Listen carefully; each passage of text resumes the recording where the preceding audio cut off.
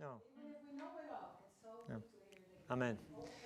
Ok, þannig að biblíulestrar alla laugardaga klukkan 11.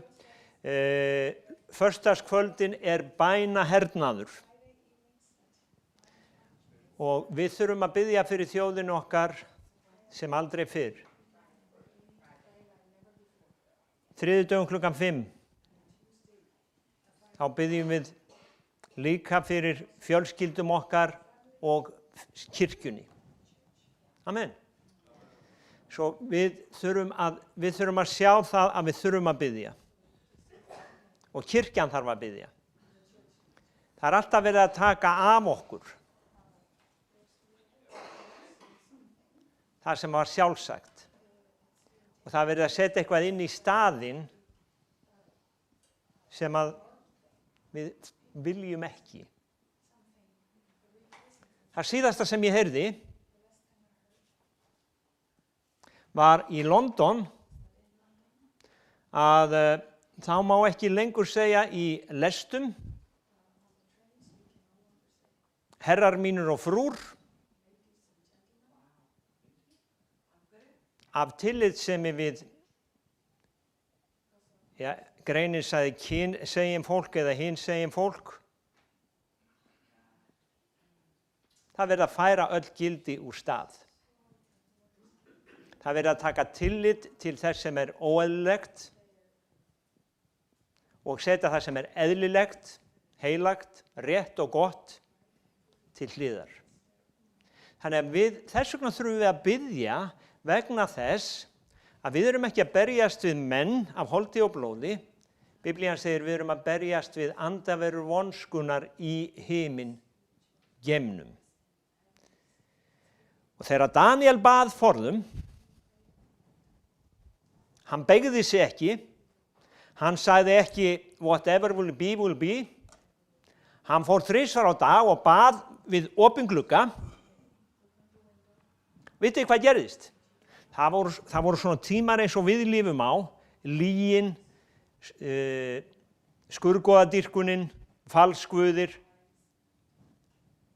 Guð breytti tímum og tíðum. Konungurinn sagði að Guð Daniels væri hinn sanni Guð. Og við skulum öll tilbiðja Guð Daniels. Hvernig myndi ykkur líka heyra það ef forsætisráðherra segði að Guð Hvítasunnu kirkjunnar í Keflavík væri hinn sanni Guð? Við skulum öll tilbiðja hann. Og hætta þessu rugli. Amen. Guð máttugur að breyta tímum og tíðum. Hann máttugur að breyta tímum og tíðum. Þess vegna biðjum við. Og þess vegna þurfum við bænahernað. Vegna þess að bænahernaður grefur undan óvininum sem heitir djöfull, Satan og óvinur sálar þinnar, óvinur sálar minnar. En í dag langar mig að tala svolítið sérstakt efni. Við vorum að tala að Guð vakir, að Guð heilagur andi í orðinu á síðasta sunnudag og það var ritning sem var þar inni sem ég kom kannski ekki að, en hún í Jeremíja 1:12 og þar segir að Guð, hann vakir yfir orði sínu. Guð vakir yfir orði sínu til að framkvæma það. Og ég ætla kannski að nálgast það frá öðru sjónarhorni heldur en ég ætlaði mér upphaflega. Og það erfitt að þýða það. Hún horfir á mig þreytuleg, elsku konan mín. En Guð, sjáðu til, ástæðan fyrir því að Guð, hann býr ekki tíma eins og við. Guð býr ekki tíma. Hann hugsar öðruvísi heldur en við. Og hann vakir yfir orði sínu allar aldirnar til að framkvæma það. Eitt annað,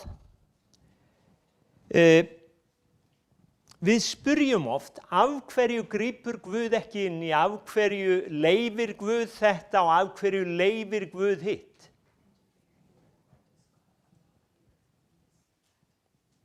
Ein ástæðan fyrir því að Guð gerir hlutina eins og hann gerir þá, svo, hann heiðarlegur. Það ekki allir Guðir heiðarlegir.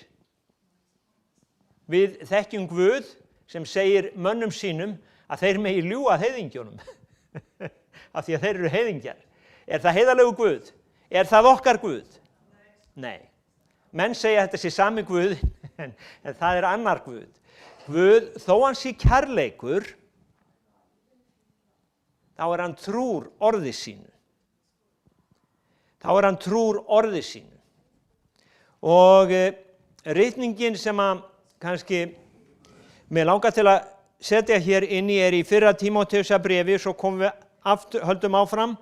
Þar segir, það orð satt og í alla staði þess vert að við því sé tekið að Kristur Jesús kom í heiminn til að frelsa synduga menn og ég þeirra fremstur, segir Páll.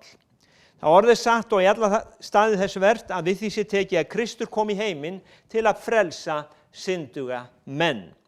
Og ef við skoðum síðan, höfum þetta svona í hug okkar, höldum áfram með þetta að Guð trúr í 2. Tímóteusarbréfi 2:13, segir að Guð, hann trúr sínu orði. Og þó svo að við séum ótrú, að þá hann samt trúr. Það getur því. Þó að við séum ótrú, þá hann samt trúr. Og það skýrir að hluta af hverju Guð gerir hlutina eins og hann gerir þá. Hann heiðarlegur og hann trúr. Hafa hann einhvern tímann sagt eitthvað, þá segir hann ekki bara, heyrðu, það eru breyttar kringumstæður núna, bara gleymum við þessu, gerum þetta öðruvísi. Nei, Guð trúr sínu orði og hann trúr þeim lögmálum sem hann hefur sett. Og mér datt í huga, hann svona ekki alveg eins og foreldrar sem hóta börnunum sínum og svo halda þau áfram að hóta, svo halda þau áfram að hóta og gera aldrei neitt. Þau segja alltaf, ef þú gerir þetta þá flengi ég þig, en flengingin kemur aldrei. Ef þú gerir þetta, þá tekið þetta af þér og þá ferð í rúmið. Rúmið kemur ekkert. Sumir foreldrar, þeir eru í rauninni óheiðarlegir gagnvart börnum sínum. Ég að segja að mér langi að flengja börn? Nei, ég bara að segja, ef þú segir eitthvað um börnin þín, þá átt að vera trúverðugur. Guð trúverðugur gagnvart sínum börnum. Nú, margir spyrja, af hverju grípur Guð ekki inn í? Og Biblían segir okkur að hann hefur gripið inn í, hann mun grípa inn í. Og við skulum skoða hérna 2 ritningar í postulasögunni.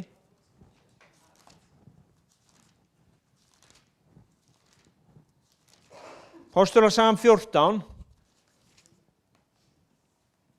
Þar segir, hann hefur liðnar, vers 16, hann hefur liðnar aldir leyft að sér hver þjóð gengi sína vegu. Hann hefur liðnar aldir leyft að sér hver þjóð gengi sína vegu. Hann hefur leyft þjóðunum í raun og veru að ganga sína vegu. Og það samkvæmt hans orði. 17, postulasagan 17:30, Guð sem hefur umborið tíðir vanviskunar, sjáðu Guð, hann hefur umborið mennina, boðar nú mönnunum að þeir skuli hvarvetna taka sinnaskiptum. Hann boðar mönnunum að þeir skuli hvarvetna taka sinnaskiptum. Því að hann hefur sett dag, hann mun láta mann sem hann hefur fyrirhugað, dæma heimsbyggðina með réttvísi.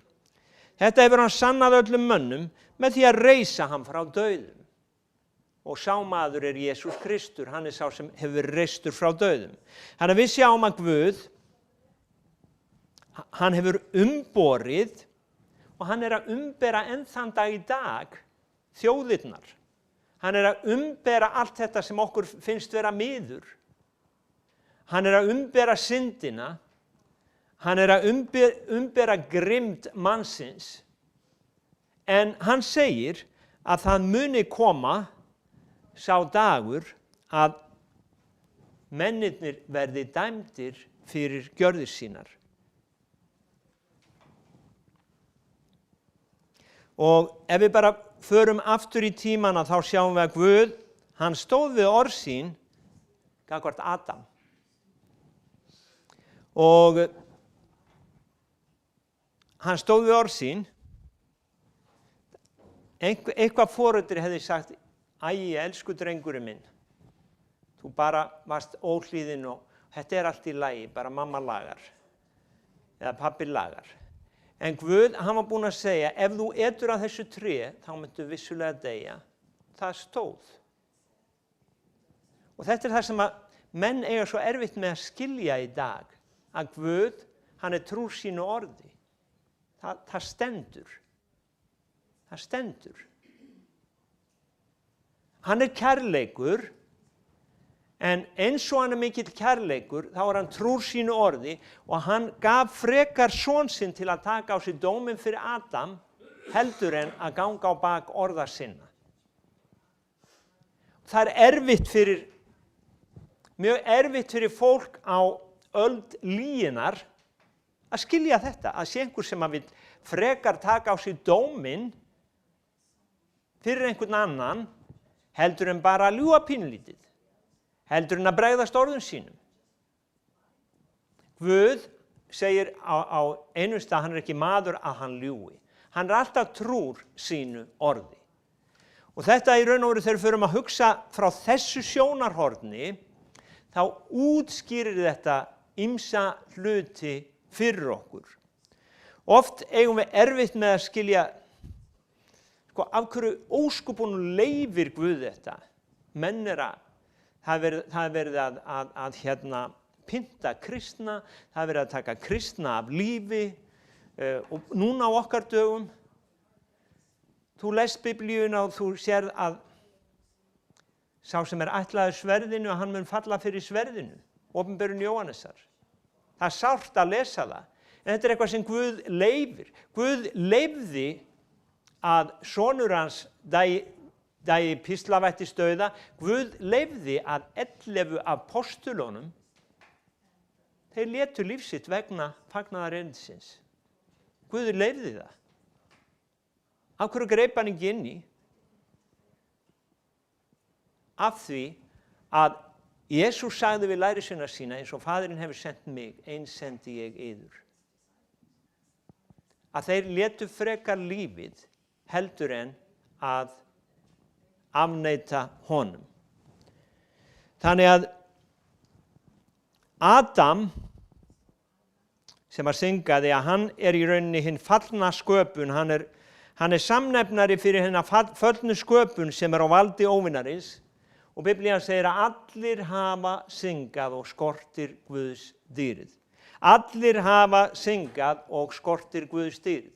Og ég man að mér fannst þetta hljóma svona gamaldags og skrítið, allir hafa syngað og skortir Guðs dýrð.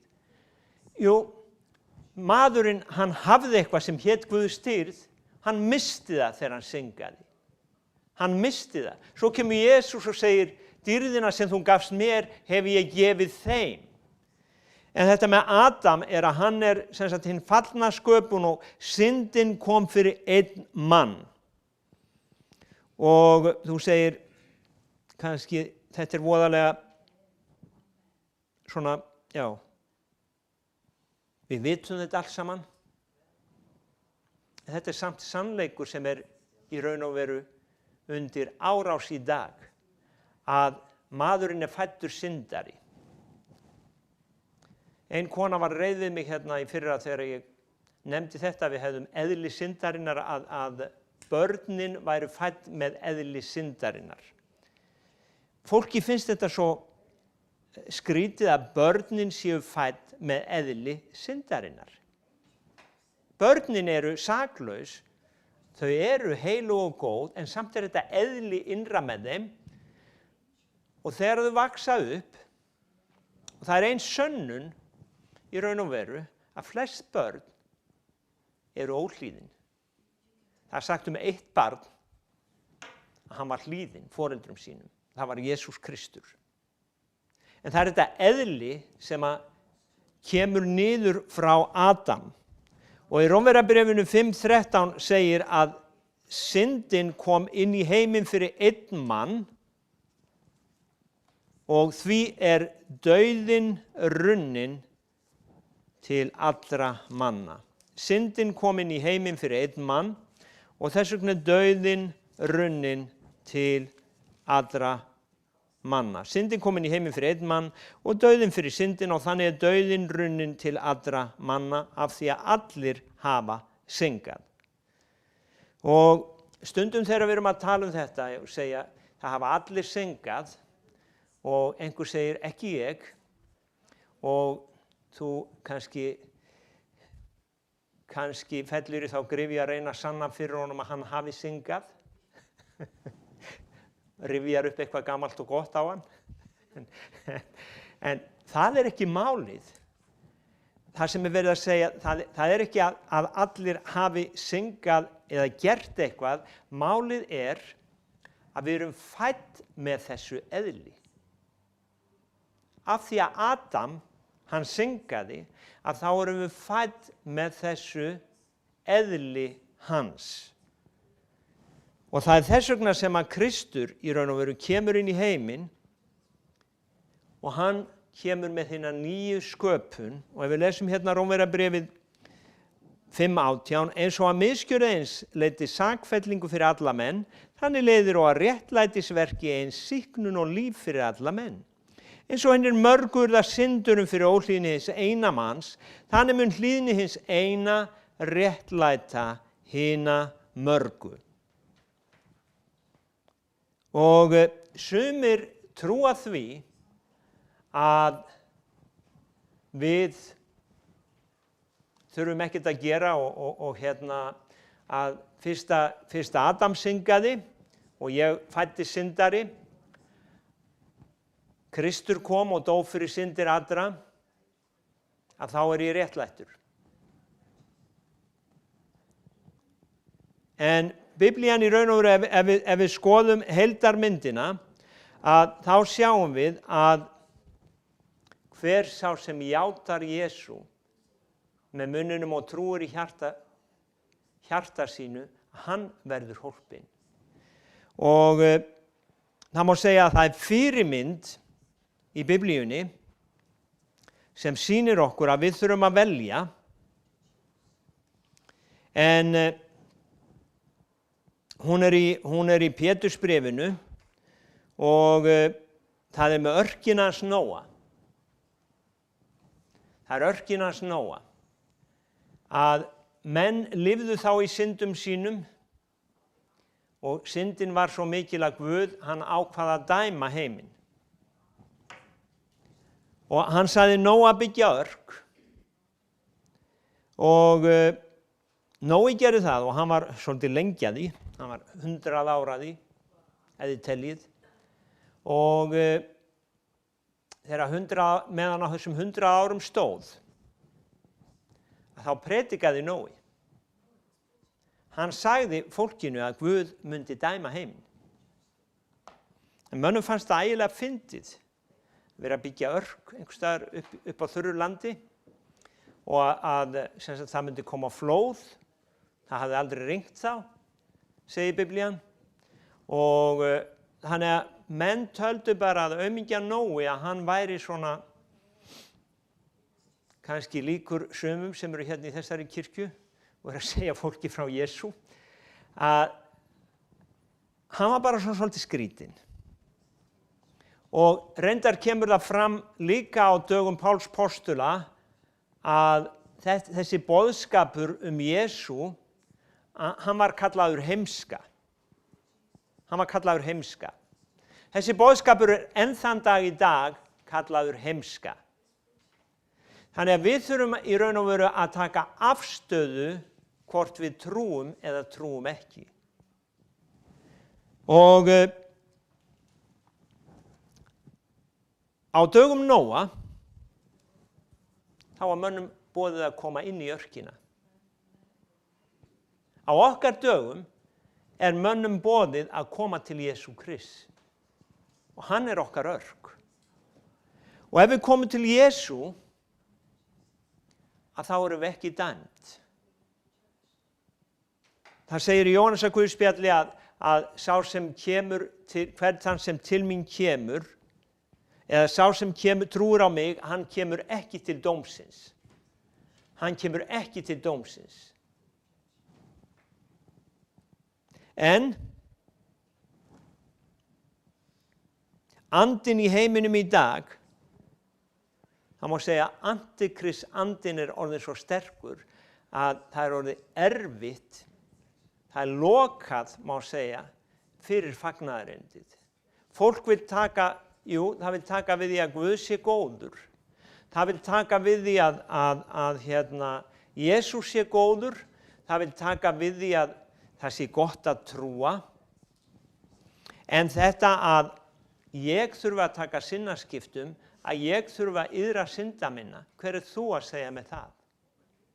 Ég ekkert meiri syndar en þú. Nei, það alveg rétt. Við erum öll jafnmiklir syndarar. En það þetta sem erfitt í dag og að boða í raun og veru fagnaðarerindi heilbrigðu fólki, það rauninni engin þörf á því. Jesús Kristur, hann sagði, ég vil ekkert vera að boða ykkur, fagnaðarerindið, eða ég ætla ekki að boða ykkur lækningu ef þið segist vera heilbrigðir. Hann sagði, heilbrigðir þurfa ekki lækningar við. Og þess vegna trúi ég að kirkja Jesú Krists, hún þarf að plæja, hún þarf að biðja til þess að opna leið á ný fyrir fagnaðarerindi Jesú Krists. Það segir á einu stað í öðru Korinthubréfi, og það var ekki kannski inn í nótunum mínum, að djöfullinn hann hefur blindað huga hinna vantrúuðu til þess að þeir sjái ekki ljósið. Hann hefur blindað, og þessi blinda hefur aldrei verið sterkari heldur en einmitt núna. Það svo erfitt fyrir fólk að skilja að það þurfi á Guði að halda. Það svo erfitt fyrir fólk að skilja að það þurfi að iðrast og frelsast. Af hverju? Einn hluturinn sá að þjóðkirkjan hefur sagt okkur að við séum réttlætt. Við erum femd, við erum skýrð, við erum réttlætt, við þurfum ekkert meira. Við getum bara lifað í syndinni. En Biblían segir að Jesús kom til að frelsa synduga menn. Það ástæðan, það sem kannski hvílir á mér að það svo margir sem segja að þetta allt í lagi, ég bara trú á Guð og ég lifi mínu lífi. En Jesús kom til að frelsa synduga menn. Það líf eftir þetta líf. Og það svo margir sem gleyma því. Það líf eftir þetta líf. Og ef við ætlum að lifa í eilífðinni með syni Guðs, Jesú Kristi, þá þurfum við að koma út úr þessari föllnu sköpun sem heitir Adam og endurfæðast og byrja að lifa nýju lífi með Jesú Kristi. Við þurfum að koma inn í örkina sem Jesús Kristur og gefast honum. Og vitið það að það ekkert allir tilbúnir að heyra þetta í dag. Þeir vilja bara hafa Guð hérna og hafa hann, sjáðu til, eins og ég vil hafa hann, og Guð hérna og ég kem til hans þegar mér sýnist og ég kem til hans á mínum eigin forsendum. En Jesús Kristus sagði, enginn getur séð Guðs ríki nema hann endurfæðist. Enginn getur séð Guðs ríki nema hann endurfæðist. Og ég hef hugsað það seinni árin, þegar ég var strákur, þá var mikið predikað helvíti. Og helvíti væri heitt. helvíti væri hvalastaður. Og ég man að ég skalf stundum af hræðslu. Ég vildi ekki fara til helvítis. En svo var það einu sinni að ég hitti mann sem sagði við mig, veistu það, Kristinn, að ég myndi elska Jesú þó það væri ekkert helvíti til. Ég myndi elska hann þó það væri ekkert helvíti til. Og stundum finnst okkur erfitt að skilja að Guð, hann leyfi það að einhver glatist eða einhver fara á þennan hvalastað. Okkur finnst erfitt að skilja það. Og fólk segir, ef að Guð er almáttugur, þá lætur hann það ekki gerast. Ég veit ekki með þig, en þetta angrar mig. Ég vil ekki sjá fólk fara á einhvern hvalastað. En þegar við lítum aftur tilbaka á örkinans Nóa, af hverju lenti fólkið í sjónum þegar það gat gengið inn í örkina? Af hverju? Af hverju vildi fólkið ekki hlusta á Guð? Af hverju vildi fólkið ekki hlusta á frelsisboðskapinn? Af hverju vildi fólk ekki hlýða Nóa? Leiðin var opin, frelsið stóð þeim til boða, en þeir elskuðu, eins og segir í Jóhannesarguðspjalli, 3. kafla og 19. versið, þeir elskuðu myrkri meira heldur en ljósið. Og þess vegna gátu þeir ekki og vildu ekki. Og ég hef verið að hugsa í dag að það eru margir sem eru á leiðinni til helvítis. En svo eru aðrir sem hafa helvíti þegar innra með sér. Og mér langar bara að benda ykkur á, ég veit að þetta hljómar voðalega grimmt og svona ljótt að segja að fólk hafi helvíti hið innra með sér. Hvað finnst þér um mann sem heldur á sverði og afhöfðar lítið barn, saklaust barn? Hvað finnst þér um mann sem að nauðgar litlu barni og lætur foreldrana horfa á? Er þetta eitthvað mannlegt eða eðlilegt? Þetta eru menn sem í rauninni þeir eru ekki á leið til heljar, þeir eru þar nú þegar. Í Rómverjabréfinu, 3. kafla, þá er vers sem segir að opin gröf, og helvíti getum við kallað gröf, er barkið þeirra, með tungum sínum draga þeirra á tálar. Höggorma eitur er innan vara þeirra og munnur þeirra er fullu bölvunar. Þú þarft ekki að fara til Íraks eða Sýrlands til að finna þetta, þú getur bara farið á Facebook. Þú getur farið inn á kommentakerfið og þá myndu finna á Íslandi, þá myndu finna höggorma eitur á vörum fólksins. Og þú mynd finna opna gröf. Þú mynd finna fólk sem bölvar skapara sínum. Þú mynd finna fólk sem bölvar þér og mér. Og finnst bara allt í lagi. Það lastmælir Guði, gerir lítið úr honum og finnst það bara gott, finnst það vera eðlilegt, finnst það vera norm. Og þetta fólk á það ekki á hættu að vera lögsótt fyrir hatursummæli. Nei, það eru yfirleitt þeir sem að tala það sem rétt er, gott og satt, að þeir eru ásakaðir fyrir það að hata annað fólk. Sjáu þið hvað við erum komin langt frá sannleikanum, hvar þjóðfélagið okkar er. Það segja, og sumir virðast bara eins og Jóhannesarguðspjalli segja, það er eins og sumir bara elski hið illa.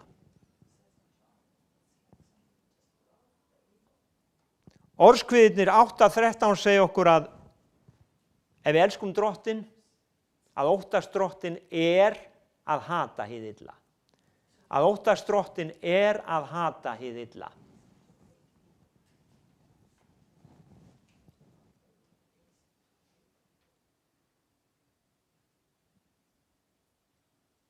En málið að þetta heimurinn sem Guð elskar. Þetta heimurinn sem það segir, svo elskaði Guð heiminn, að Jesús Kristur kom og hann dó fyrir, svo elskaði Guð heiminn að hann gaf son sinn eingild til þess að hver sem á hann trúir, ekki glatist heldur hafi eilíft líf.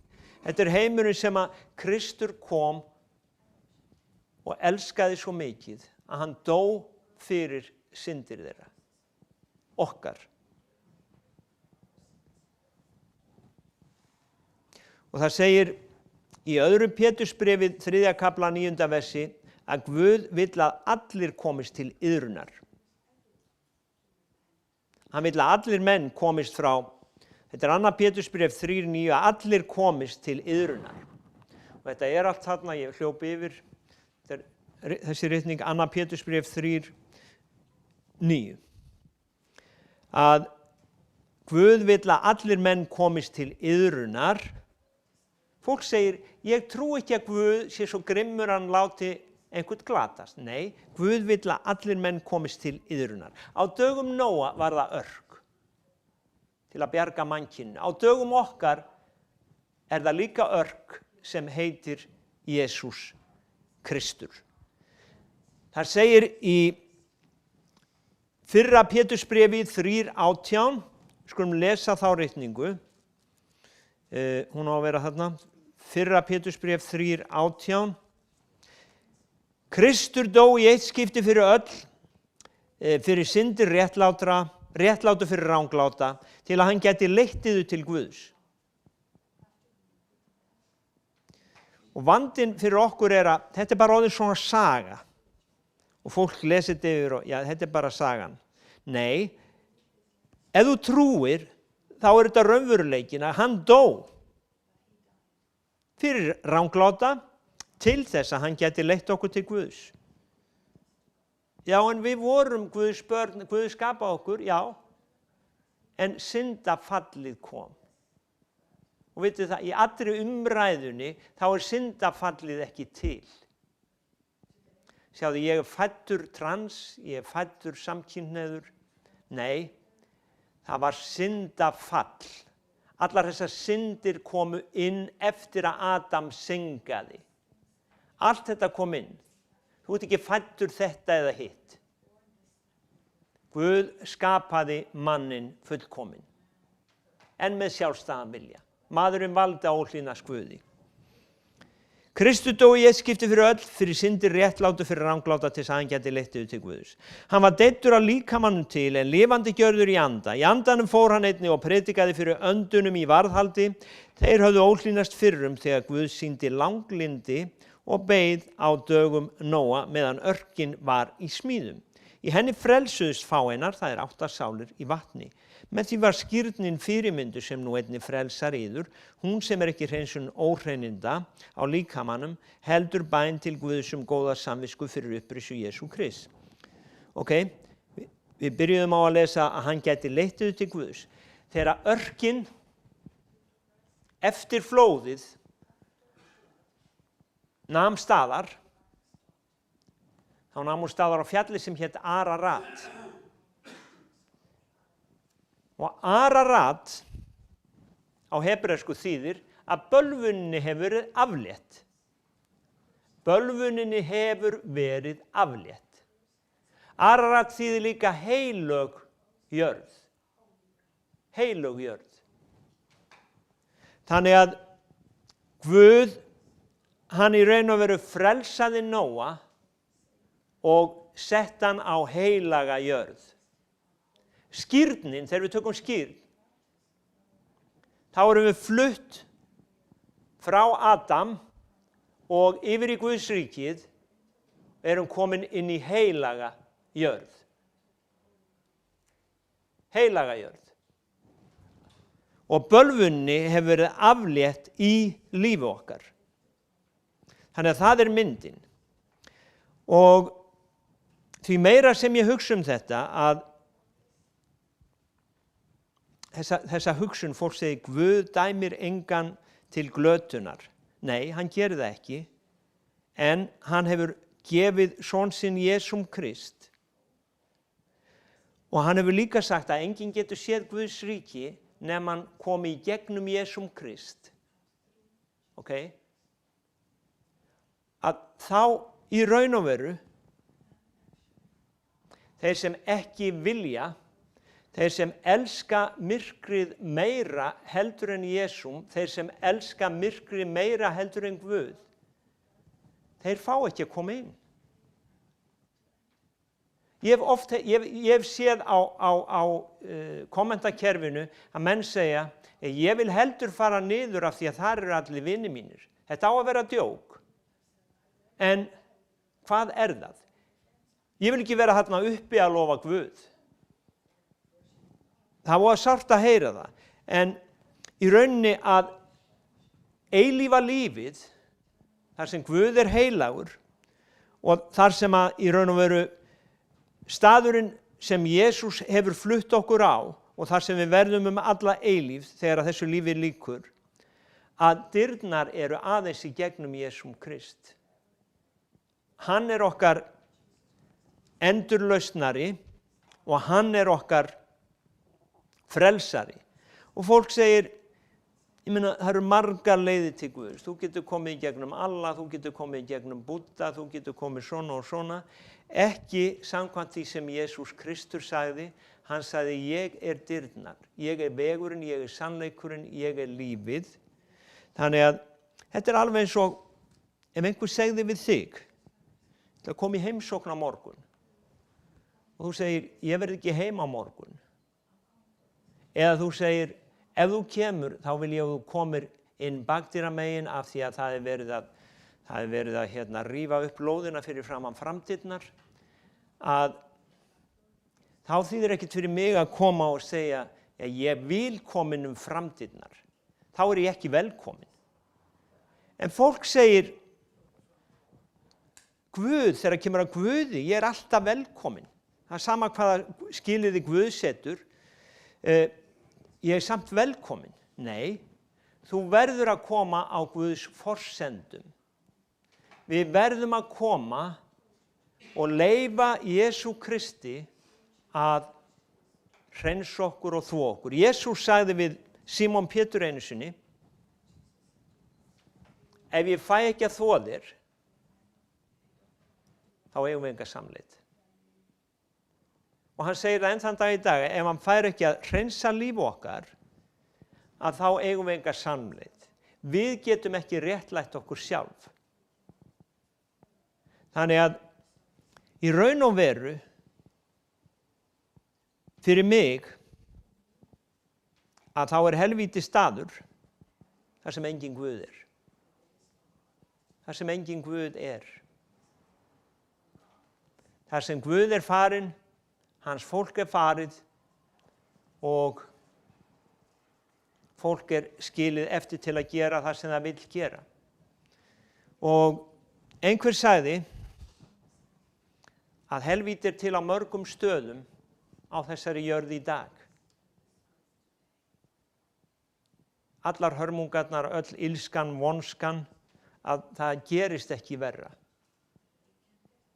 En Guð, hann hefur boðið öllum mönnum, í raun og veru hann hefur leyft mönnum að velja, leyft að menn gangi sína vegu, en hann hefur boðið öllum mönnum inn í sína örk, hann hefur boðið öllum mönnum ókeypis lausn.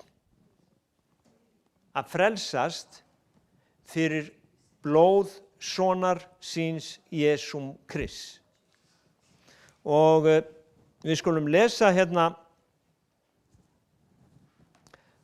bara aftur að Jesús Kristur, hann kom í heiminn til að frelsa synduga menn. Og síðan segir í Jóhannesarguðspjallinu 3. kafli,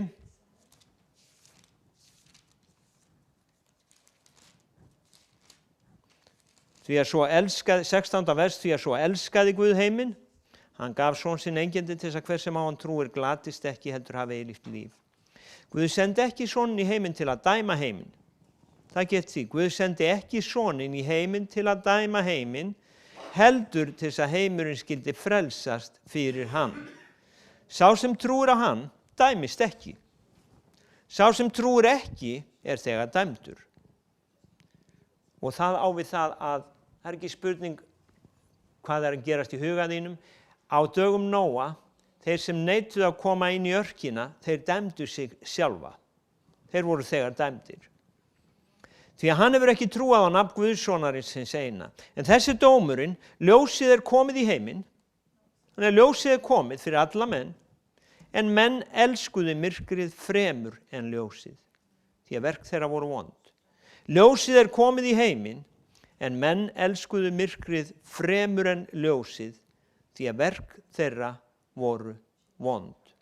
Hver sem illt gjörir hata ljósið kemur ekki til ljósins, svo verk hans verði ekki uppvís, en sá sem iðkar sannleikann kemur til ljósins, svo augljóst verði að verk hans eru í Guði gjörð.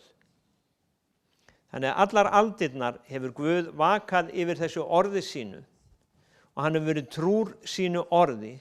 Mennirnir mega gera hvað sem þeir vilja, en hann hefur talað til mannana. Hann hefur talað til mannkynsins í syni sínum Jesú Kristi sem hann sendi hingað, og Jesús kom inn á löglegan hátt inn í þennan heim.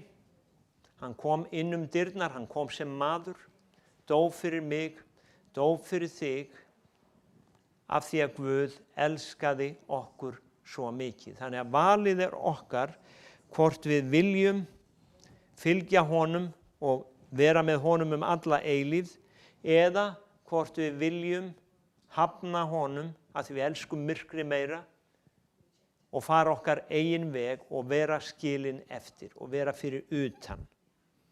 Drottinn minn, ég bara þakka þér fyrir það að þú hefur gefið okkur allt í syni þínum Jesú Kristi.